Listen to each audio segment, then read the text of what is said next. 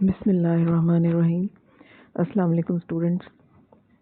Today we are going to continue the topic of learning. Previously you have studied about different types of learning, which included learning by imitation or observational learning, learning by insight, and third was learning by trial and error. Today we are going to start with a new topic, which is conditioning. First of all, we should have to define what is learning. As you know, in previous lecture I have given the different definitions, and this is one of the easiest and smallest definitions of learning, which is given by Feldman. Learning is relatively a permanent change in behavior brought about by experience. हमने कल इसको बहुत अच्छा explain कर लिया था. तो आज जो हमने टॉपिक पढ़ना है, it is learning by conditioning. There are different types of learning, three of which you have already studied. Today, the learning by conditioning is the topic of our lecture. This is a very interesting sort of learning, and we in everyday life we learn through this process, through this type of learning, and this learning process involves pairing of two stimuli. What is learning by conditioning? It is learning by association or formation of some link. तो अभी book से भी मैं आपको इसकी वजाहत कर देती हूँ कि ये क्या है. ये डिफरेंट स्लाइड्स हैं, इनमें आपको इजी रहेगा समझना. छोटी छोटी डेफिनेशंस आप अच्छी तरह याद कर लेंगे. There are two main types of conditioning. One is classical conditioning और learning, and the other is operant learning. तो क्लासिकल कंडीशनिंग और क्लासिकल लर्निंग जो है, ये original and basic and the oldest discovered type of conditioning है. Classical का मतलब होता है जो पुरानी हो, बेसिक हो. तो क्योंकि ये सबसे पहले डिस्कवर हुई थी, तो इसलिए इसको ओरिजिनल और क्लासिकल कंडीशनिंग एंड लर्निंग कहा जाता है. यही एक्चुअली आज का हमारा टॉपिक है, क्लासिकल कंडीशनिंग. तो ये क्लासिकल जो है, इसका ताल्लुक किसी क्लासिकल म्यूज़िक से नहीं है. क्लासिकल का वर्ड जहाँ पे भी होगा उसका मतलब होगा basic and original and oldest. तो ये जो है, ये क्लासिकल कंडीशनिंग है. और ये क्या है? इन classical conditioning, learning takes place when a conditioned stimulus is paired with an unconditioned stimulus. अभी जो है वो आपको इसके बारे में स्टिमुलस की जो दो टाइप्स हैं शायद समझ ना आए. ये इसकी डेफिनेशन है, लेकिन पहले मैं आगे मैं आपको एक्सप्लेन करूँगी कि ये किसने डिस्कवर की थी. एक एक्सपेरिमेंट आपको बताऊँगी जो आपकी बुक में भी लिखा हुआ है, और उसके बाद फिर हम इन टर्म्स को डिस्कस करेंगे. तब आपको इनके बारे में क्लियरली पता चलेगा. तो क्लासिकल कंडीशनिंग क्या है? When in classical conditioning, learning takes place when a conditioned stimulus is paired यानी इकट्ठा करना, विद एन अनकंडीशनड स्टिमुलस. दो चीज़ें एक साथ जब वाक़ होती हैं, तो एक को दूसरे के साथ हम एसोसिएट कर लेते हैं और एक को दूसरे के साथ पहचानते हैं. तो this is called the process of conditioning. Now coming towards the definition of learning by conditioning given in your book. Learning by conditioning is also known as learning by association. Association means link or bond. दो चीज़ों के दरमियान ताल्लुक, एक जो relationship होता है, link होता है, उसको हम कहते हैं association. If one act comes to be connected with another, it is called association. कोई भी एक दो चीज़ें जो हैं वो एक दूसरे के साथ एसोसिएटेड हो, तो हम उसको लिंक्ड हो, तो हम उसको एसोसिएशन कहते हैं. जैसे सुपरस्टिशंस हैं, तो हम माथ, जिनके बारे में आपने सुना हुआ होगा कि जी बहुत लोग कहते हैं कि जी काली बिल्ली रास्ता काट जाए तो कुछ बुरा होता है. तो ये क्या है? काली बिल्ली एक स्टिमुलस है, और कुछ बुरा होना जो है उसके रास्ते में आने के बाद ये एक स्टिमुलस है. तो किसी ने कभी एक दो मरतबा ऐसा हुआ होगा कि कोइंसिडेंस होगा कि बिल्ली के आने के बाद कोई बुरा हो गया होगा, तो उन्होंने किसी बुरा वाक़या होने और काली बिल्ली के रास्ता काटने को कनेक्ट कर दिया. तो ये जो है, ये एसोसिएशन कहलाती है. और हम बहुत सारे हमारे सुपरस्टिशंस जो हैं वो इसी तरह से एसोसिएशन बेस्ड हैं. The link of one act और thought with the other one is referred to as association. एक मुहीज का, एक स्टिमुलस का रिलेशनशिप जब एक दूसरे के साथ कायम हो जाता है, तो उसको हम कहते हैं association. Whatever we learn is mostly based on conditioning. For instance, a child stays away from a hot thing, screams with fear at the sight of a lizard or cockroach. जैसे अगर किसी को कभी हाथ के ऊपर कोई गर्म चीज़ से जला हो तो वो हमेशा गर्म चीज़ से दूर रहेगा, और वो कभी उसके ऊपर कॉकरोच या लिजर्ड गिर गई हो या उसने उनके बारे में सुना हो कि ये हार्मफुल हैं, तो वो उन दोनों एनिमल्स को या किसी भी और चीज़ को देखते ही चीखना शुरू कर दे। तो ये जो है ये एसोसिएशन है, यानी हम अपनी लाइफ में बहुत सारे फियर्स या खौफ जो हैं वो भी क्लासिकल कंडीशनिंग या एसोसिएशन के थ्रू लर्न करते हैं. There are two main types of classical conditioning. One is classical conditioning and the other is operant and instrumental conditioning. Both types of conditioning are included in your syllabus. Today we will discuss classical conditioning in detail. Now, proponent, who was the proponent or founder of classical conditioning? Ivan Pavlov. He was a Russian physiologist, not psychologist. Physiology is a branch of psychology which is concerned with studying of different systems of animal or human body. हमारे body के अंदर जो systems काम कर रहे हैं उनको study करने वाली साइंस बायोलॉजी की एक ब्रांच है, उसे फिजियोलॉजी कहते हैं. यानी ये एक साइंटिस्ट था, not a psychologist. He lived from 1849 to 1936. He made many discoveries in psychology. Pavlov won the Nobel Prize in Psychology. उसको बहुत बड़ा, दुनिया का सबसे बड़ा प्राइज़ है नोबेल प्राइज़, वो उसको हासिल हुआ. तो कैसे हासिल हुआ वो अब हम देखते हैं. इसका एक्सपेरिमेंट भी मैं आपको एलेबोरेट करती हूँ, और हम देखते हैं कि क्लासिकल कंडीशनिंग क्या है. तो पेवलोव एक्सपेरिमेंट बाद में हम देखेंगे, पहले मैं आपको बुक में जो लिखा हुआ है वो बता दूँ. Conditioning means mechanical association between two or more stimuli at environmental and spatial level. माहौल में या खला में दो जो स्पेस में दो स्पेस का मतलब अब ये नहीं कि जो खला हुआ आसमान पर यानी ज़मीन पर या माहौल में दुनिया में दो जो स्टिमुली होते हैं, स्टिमुलस की जमा है, उन दोनों के दरमियान जो लिंक हम इस्टेब्लिश करते हैं वो लिंक जो है वो कंडीशनिंग कहलाता है. Learning by conditioning refers to the learning in which association established between a real or natural stimulus and an additional one, that is the reaction evoked by the real stimulus.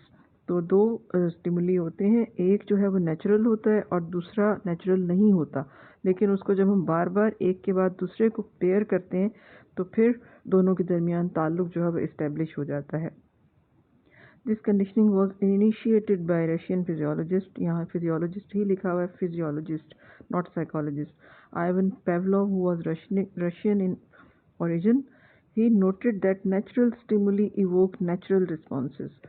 वो actually काम कर रहा था dogs के digestive system पर, उसका psychology से कोई लेना देना नहीं था, और वो देखना ये चाह रहा था कि डॉग्स जो हैं उनके मुंह में स्लाइवा एक फ्लूइड होता है जो कि खुराक को हज़म करने के लिए इस्तेमाल होता है, मुंह में होता है हमारे, और हमारे मुंह को ड्राई नहीं रखता.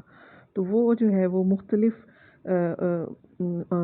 फेजेस ऑफ द एनिमल की जो भूख है उसमें कम भूख में कितना होता है, ज़्यादा भूख में कितना स्लाइवा खारिज होता है, और अगर भूख ना हो तो कितना होता है.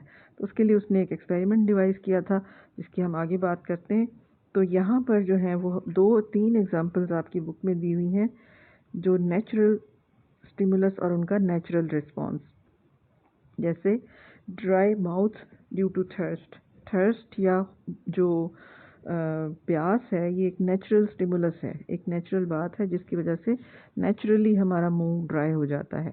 तो ये जो है ये थर्स्ट का एक स्टिमुलस है और ड्राई माउथ उसका रिस्पॉन्स है, और ये नेचुरली होता है. इसी तरह से heavy eyes due to sleep, जब हमें नींद आ रही होती है तो हमारी आँखें, पपोटे जो हमारी ये जो होते हैं सॉकेट्स जो होते हैं ये भारी हो जाते हैं. ये भी स्लीप जो है नेचुरल स्टिमुलस है, एंड हैवी आइज़ जो है उसका नेचुरल रिस्पॉन्स है.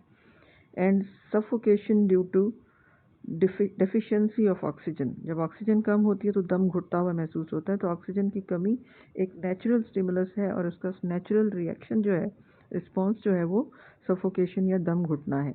ये सारे जो है ये अनकंडीशनड स्टिमुली। कंडीशन वो होता है जिस पर कोई शर्त आयद की जाए, इस पर कोई शर्त आयद नहीं की जाती। जिस किसी का जहाँ पे भी दुनिया में प्यास लगेगी तो गला खुश्क होगा, नींद आएगी तो आंखें भारी होंगी, और ऑक्सीजन कम होगी तो सफोकेशन होगी। इस पर कोई शर्त आयद करने की ज़रूरत नहीं है। ये हर ह्यूमन बीइंग में, हर जानदार में ये नेचुरली होगा। Unconditioned acts are involuntary and occur automatically. जो हमारे अनकंडीशनड यानी जिन पर कोई शर्त आयद ना की हो, जैसे तेज़ रोशनी में आंखों का बंद हो जाना, ये एक अनकंडीशनड रिस्पॉन्स है। तेज़ रोशनी अनकंडीशनड स्टिमुलस है। जब कभी भी तेज़ रोशनी होगी हमारी आंखें चुंधी आएंगी, और ये इन्नेट होते हैं, नेचुरली अकर करते हैं और हम इनको रोक नहीं सकते। For example, food is naturally associated with salivation. अगर अभी मैं आपसे कहूँ गोलगप्पों का लफ्ज़ नाम लूँ, या मैं स्पाइसी बिरयानी की बात करूँ, या मैं इमली की बात करूँ, या खट्टी जो कैरी होती है उसकी बात करूँ, तो नेचुरली आप सबके मुंह में पानी आएगा। Whenever food is taken, saliva is spontaneously produced। Food के बारे में सोचने से भी, फूड की साइट पर भी, और फूड खाने पर भी, खाना खाने पर भी नेचुरली हमारे मुंह में एक केमिकल सब्सटेंस पैदा होता है, दैट इज़ कॉल्ड सलाइवा। तो वो नेचुरल रिएक्शन है। फूड जो है एक नेचुरल स्टिमुलस है, और सेलिवेशन यानी सलाइवा का प्रोड्यूस होना is a natural response. Food is an unconditioned stimulus or natural stimulus, and salivation is its unconditioned response or natural response. If something else than food triggers salivation, then this process will be called conditioning. अब अगर आप food के अलावा food के साथ कोई चीज़ pair कर दी जाए, तो वो अभी आपके अंदर ये सेलिवेशन प्रोड्यूस करे, तो फिर वो कंडीशनिंग होगी। अब इसकी समझ आपको इस एक्सपेरिमेंट के बाद आएगी जो मैं अब आपके सामने एक्सप्लेन करने जा रही हूँ। Pavlov was conducting an experiment on the production of saliva in the dog. For this purpose, he attached one end of the tube to the dog's mouth and the other end to the bottle.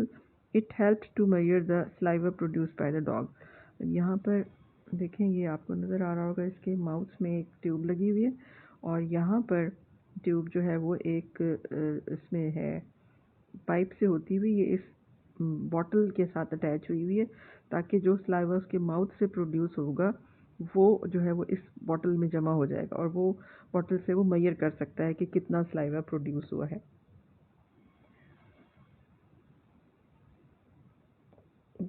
अब हुआ ये कि उसने जब ये experiment conduct किया, the dog began he notice that the dog began to salivate at the sight of servant who brought food.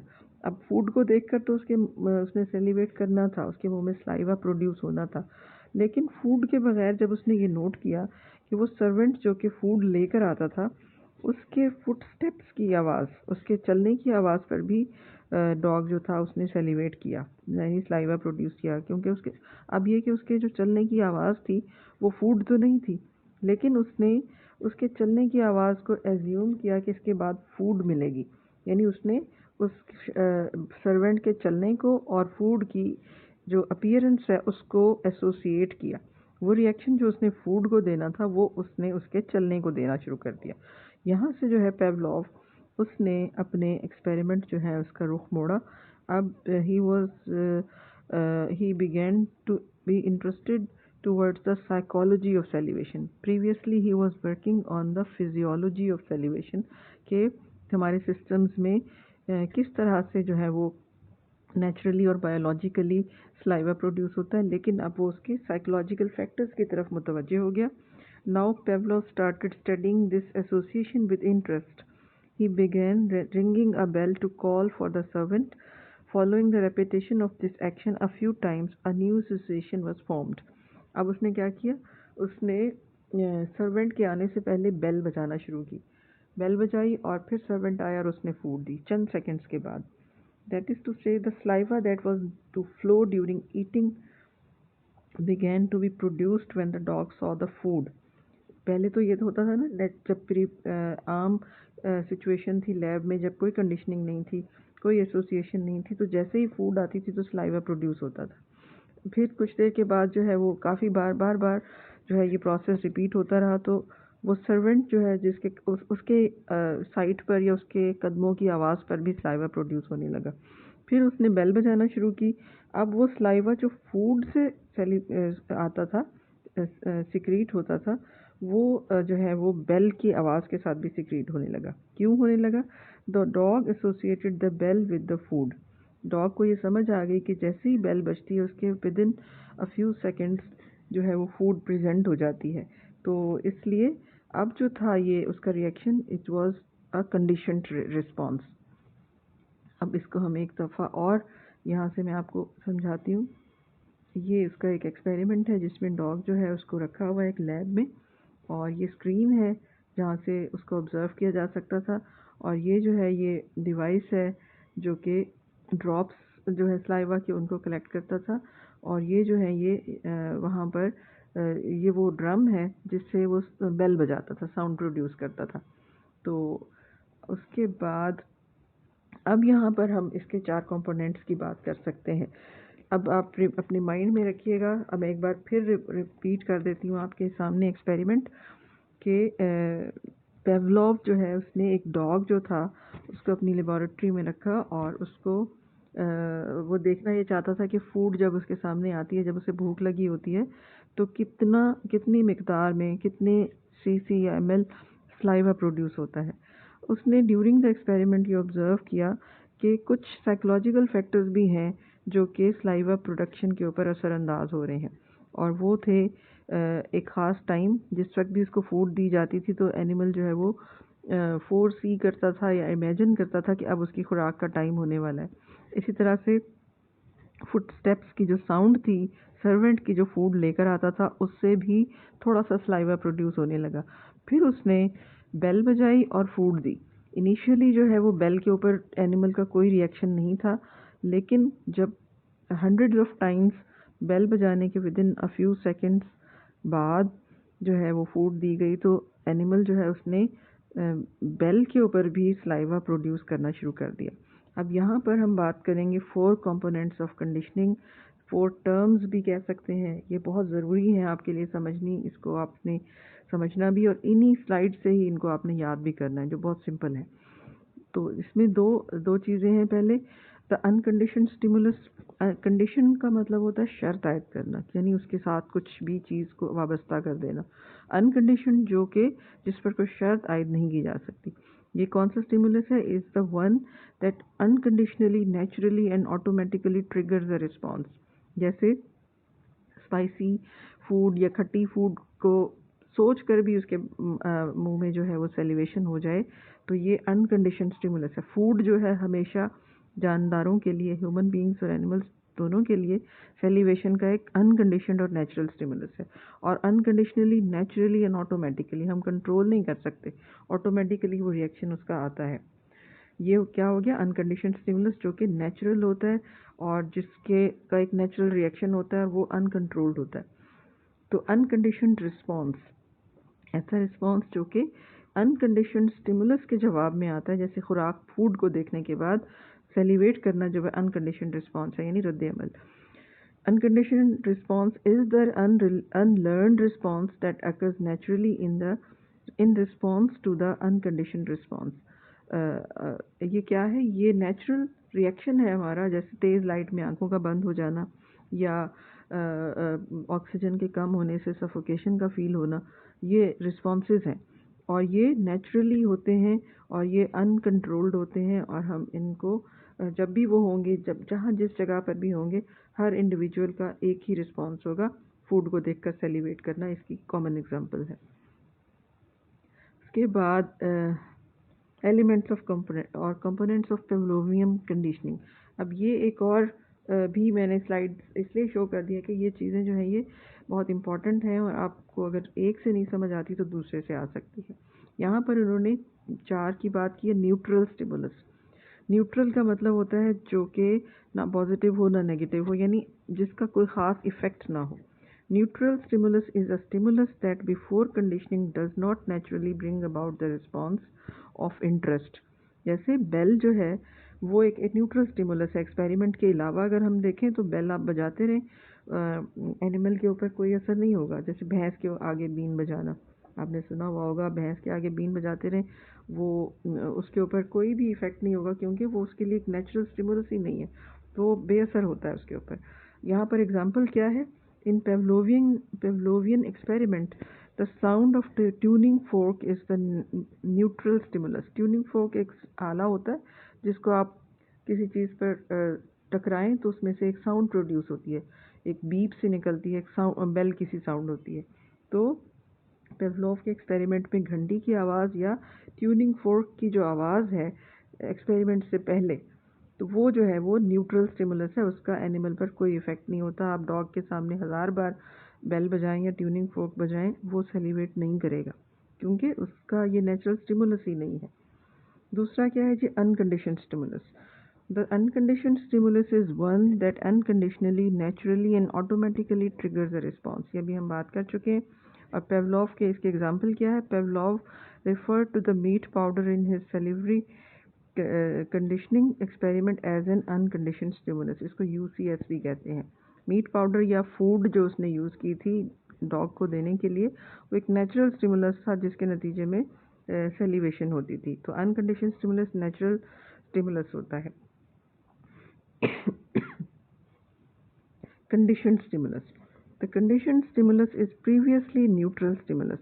वो stimulus जैसे बेल जो है वो पहले न्यूट्रल होता है, लेकिन जब हम उसको एक शर्त बना लेते हैं कि इसके बाद एक और स्टिमुलस आएगा, जैसे घंटी की आवाज़ एक्सपेरिमेंट से पहले एक न्यूट्रल स्टिमुलस थी, एनिमल उसको कोई रिस्पॉन्ड नहीं कर रहा था, लेकिन जब रिपीटेडली हम घंटी बजाने के बाद बार बार खुराक देते थे और माइंडेड कि the interval between the ringing of bell and presentation of food should be very brief, चंद सेकंड से 2 या 3 सेकंड से ज़्यादा नहीं होना चाहिए, क्योंकि अगर वो आप बेल बजाएंगे और उसके 5 मिनट के बाद फूड देंगे तो एसोसिएशन विल नॉट अकर।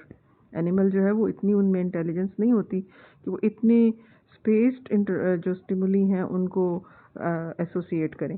तो जो गैप होता है एक स्टिमुलस के पेश करने का और दूसरे के अराइवल का, वो बहुत छोटा होना चाहिए in case of animal experiments.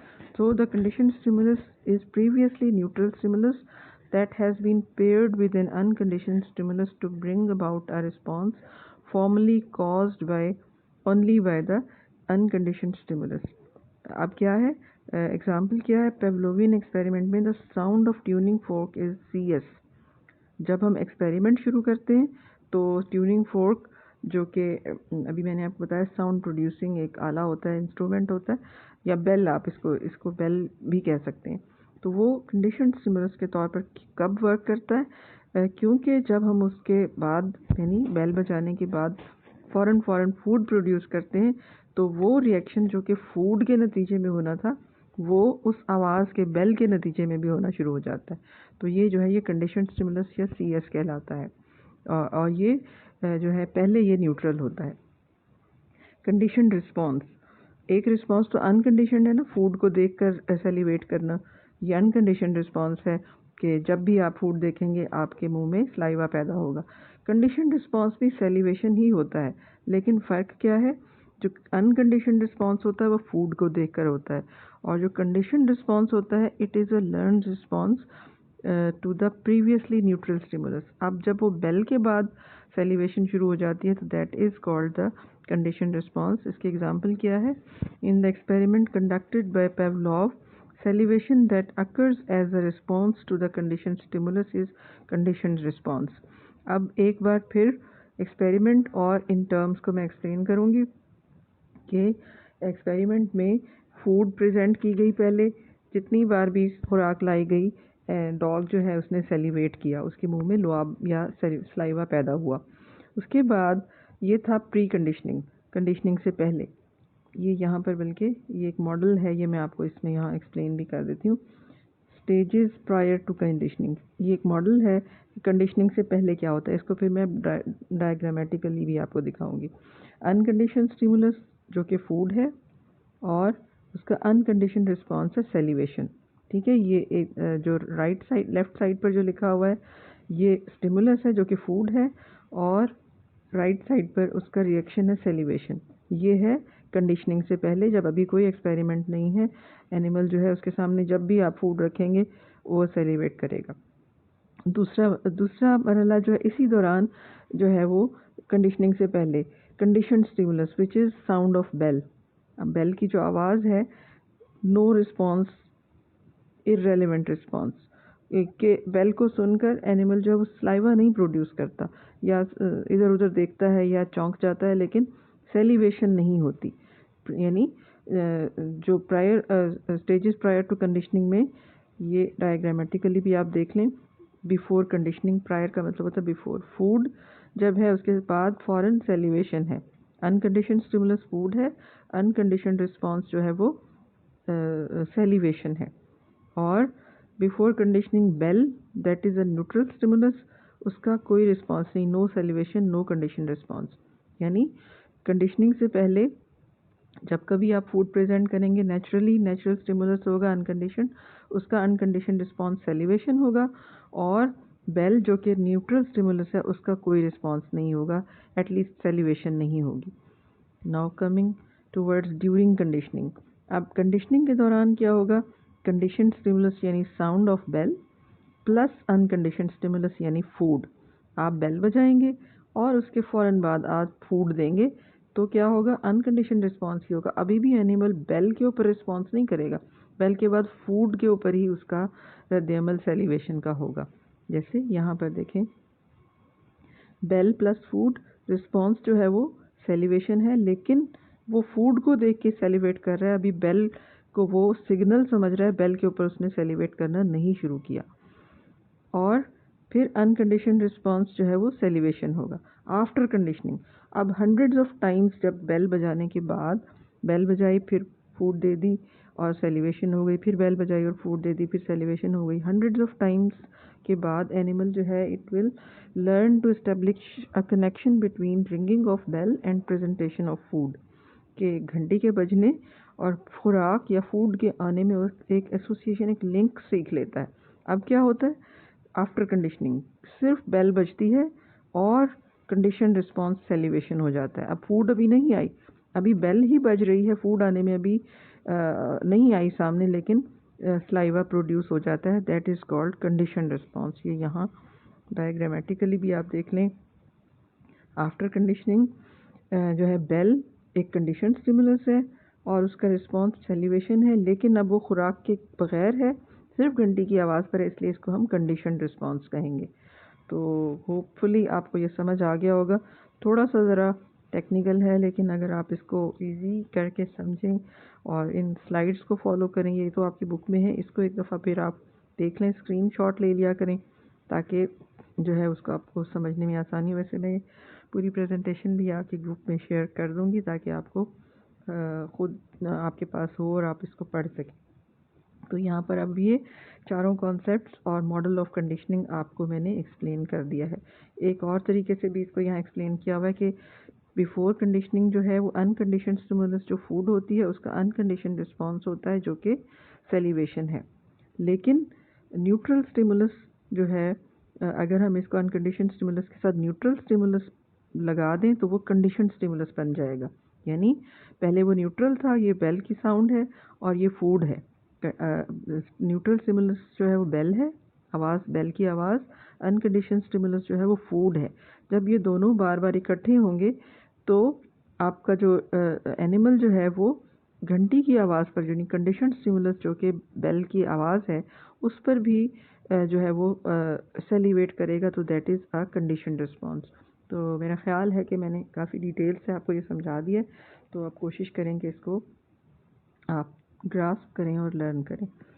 उसके बाद जी प्रिंसिपल्स ऑफ क्लासिकल कंडीशनिंग, ये 4 प्रिंसिपल्स हैं जो आपकी बुक में भी दिए हुए हैं और इनको मैं वहाँ से भी बता दूँगी, लेकिन ये स्लाइड्स में क्योंकि इजी है और जल्दी से आपको समझ भी आ जाएगा और याद भी हो जाएगा, तो स्क्रीनशॉट ज़रूर इसका ले लिया करें। पहला जो प्रिंसिपल है वो है एक्विजिशन। एक्विजिशन का मतलब होता है एक्वायर करना या अचीव करना, किसी भी चीज़ को सीखना। ये जो है acquisition is the initial stage of learning when a response is first established and gradually strengthened. यानी एनिमल जो है वो कोई एक रिस्पॉन्स सीखता है और बार बार करने से वो पुख्ता हो जाता है। एग्जाम्पल इसकी ये है, imagine that you are conditioning a dog to salivate response to the sound of a bell. अगर आप ये चाहते हैं कि एनिमल जो है वो बेल की आवाज़ और फूड के दरमियान एक एसोसिएशन लर्न करे और वो रिस्पॉन्स जो कि फूड को देता है वो बेल को दे, तो आप क्या करेंगे, you repeatedly pair the presentation of food with the sound of bell. आप बार बार बेल बजाएंगे और उसके बाद फूड देंगे। You can say the response has been acquired as soon as the dog begins to salivate in response to the bell tone। जिस वक्त भी वो ये फ़ौरन नहीं होता, एनिमल्स जो है उनकी जो इंटेलिजेंस होती है बहुत लिमिटेड होती है और उनकी मेमोरी जो है वो भी कम होती है और लर्निंग कैपेसिटी भी कम होती है। तो अगर हम ये समझें कि हम 4 या 5 दफ़ा बेल बजाने के बाद फूड देंगे तो एनिमल जो है वो एसोसिएट कर जाएगा, ऐसा नहीं है, उन्हें बार बार जो है ये करना पड़ता है, एटलीस्ट हंड्रेड्स ऑफ टाइम्स। तो बेल बजाएं और बार बार आप उसके फ़ौरन बाद फूड दें।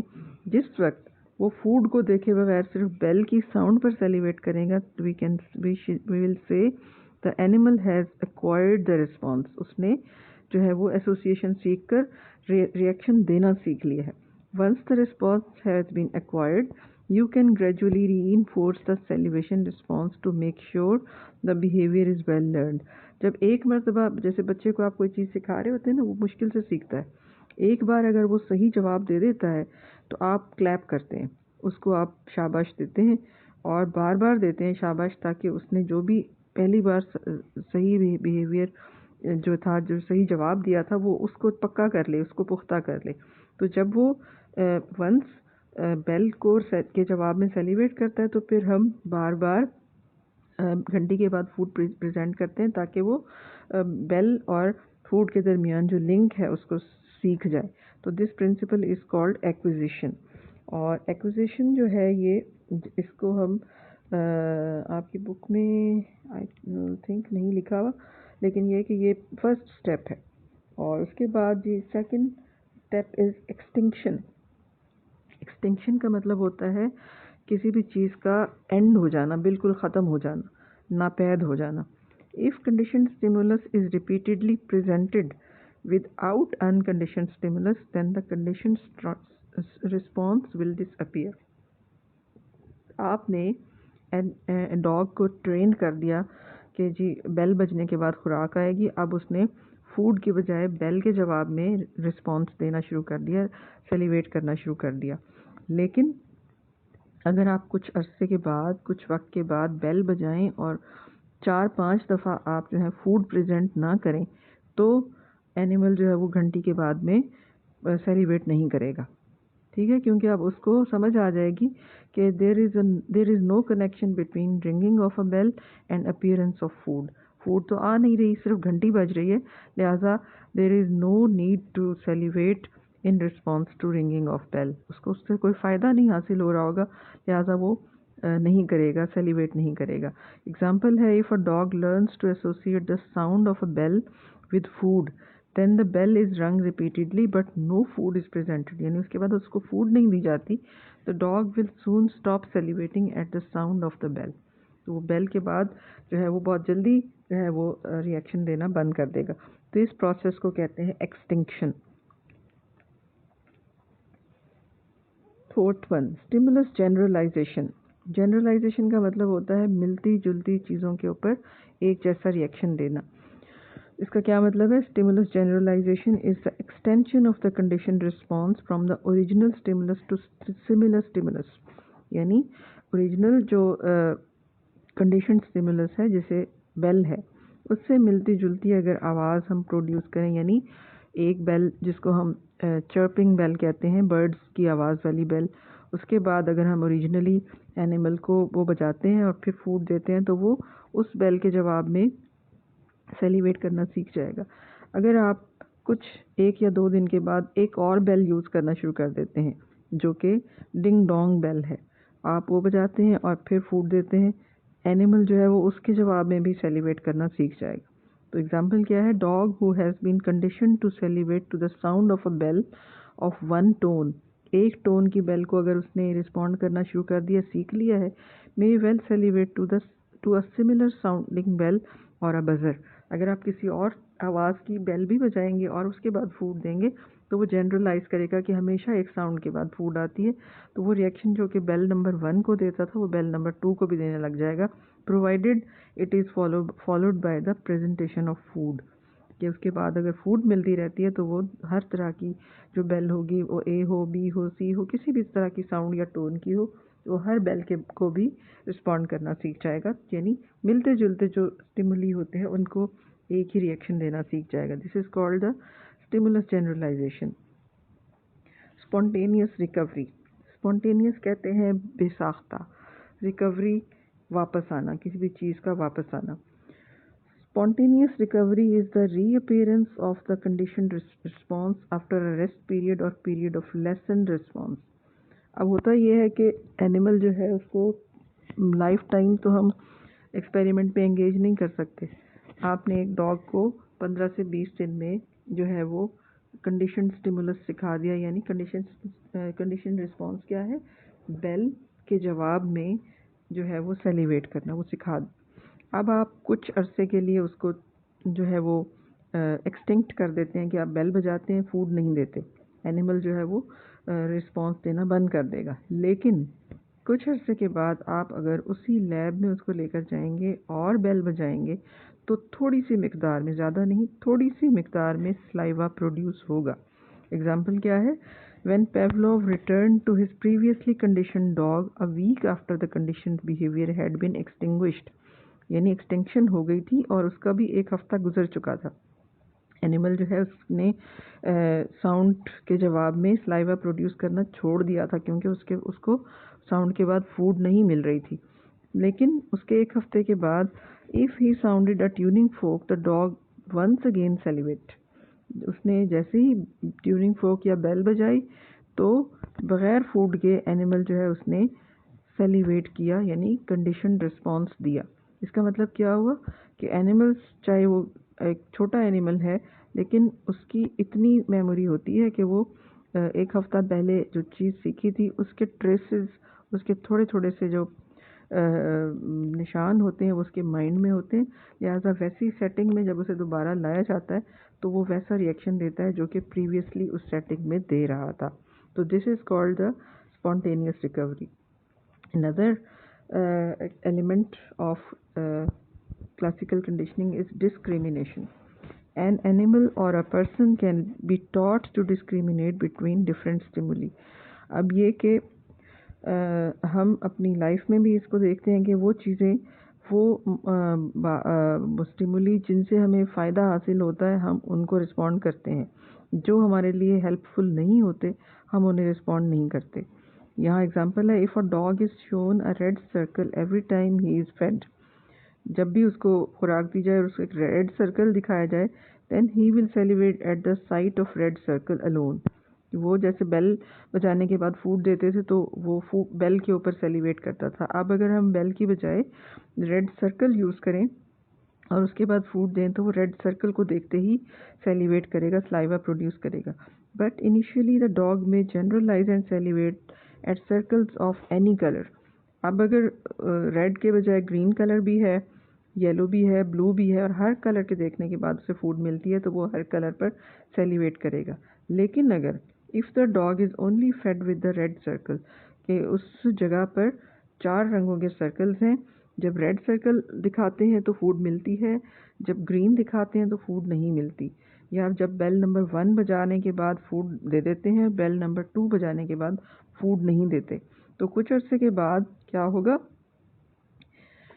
if the dog is only fed when the red circle is presented and not when other colors are shown, he will learn to discriminate between red and the other colors।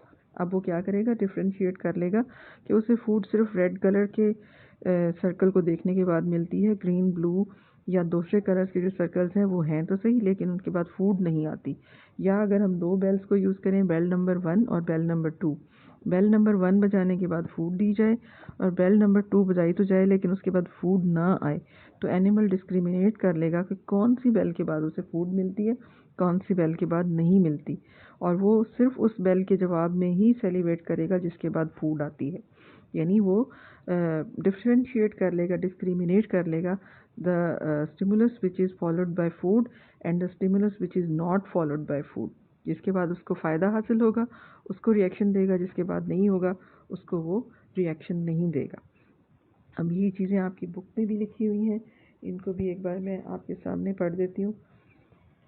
पहला है जी stimulus generalisation.